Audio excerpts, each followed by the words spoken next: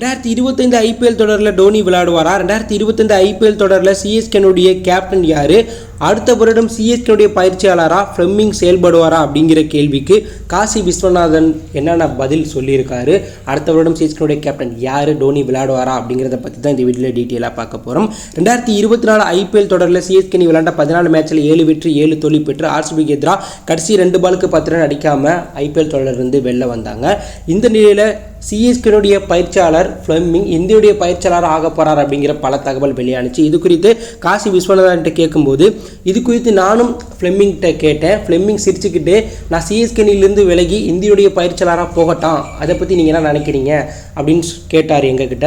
அதற்கு நாங்கள் சொன்னோம், உங்களுடைய முடிவை நீங்கள் தான் எடுக்கணும், நீங்கள் இந்தியுடைய பயிற்சியாளராக போனால் அது எங்களுக்கு பெருமை தான் அப்படிங்கிற மாதிரி சொன்னோம். ஆனால் ஃப்ளெமிங்கை பொறுத்தளவில் அவர் நீண்ட கமிட்மெண்ட்லாம் ஏற்றுக்க மாட்டார். 3-2 மாதம் கமிட்மெண்ட் தான் அவர் ஏற்றுக்குவார். இதனால இந்தியுடைய பயிற்சியாளராக ஃப்ளெமிங் செயல்படுறது கொஞ்சம் கஷ்டம்தான்னு காசி விஸ்வநாதன் சொன்னார். அடுத்ததான் ருத்ராஜ் கேட்வாலோடைய கேப்டன்சி செயல்பாடு எப்படி இருக்குது, அடுத்த வருடம் சிஎஸ்கேனில் கேப்டன்சி மாற்றங்கள் வர வாய்ப்பு இருக்கா அப்படின்னு கேட்டாங்க. அதற்கு பதிலளித்த காசி விஸ்வநாதன், ருத்ராஜ் கேட்வாலோடைய கேப்டன் செயல்பாடு இந்த சீசனில் சிறப்பாக இருந்திருக்கு.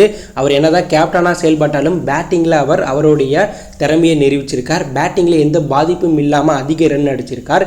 இதனால அடுத்த வருடமும் ருத்ராஜ் கேட்வால் தான் சிஎஸ்கே அணியை வழிநடத்துவார். அதில் எந்த ஒரு சந்தேகமே இல்லை.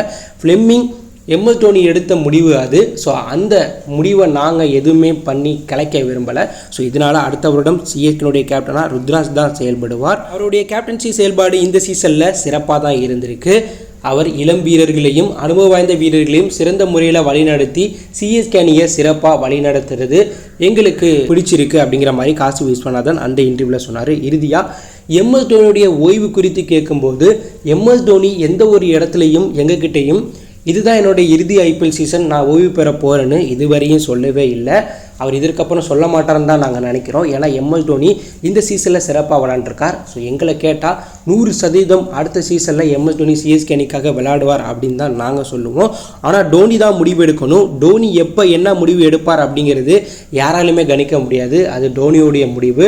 டோனி இந்த சீசன்லேருந்து விடை பெற்றாலும் அடுத்த சீசன் விளையாண்டாலும் அதை நாங்கள் மனப்பூர்வமாக ஏற்றுக்கிறோம். ஆனால் அடுத்த சீசன் சிஎஸ்கே அணிக்காக டோனி விளையாட வேண்டும் அப்படிங்கிறது தான் எங்களுடைய எண்ணமாகவும் ரசிகர்களுடைய எண்ணமாகவும் இருக்கு. அதை டோனி பூர்த்தி செய்வார்னு நாங்கள் நினைக்கிறோன்னு சிஎஸ்கே சிஇஓ காசி விஸ்வநாதன் சொல்லியிருக்காரு. நீங்க சொல்லுங்க ஃப்ரெண்ட்ஸ், டோனி அடுத்த வருடம் கண்டிப்பா சிஎஸ்கே அணியில விளையாட வேண்டுமா?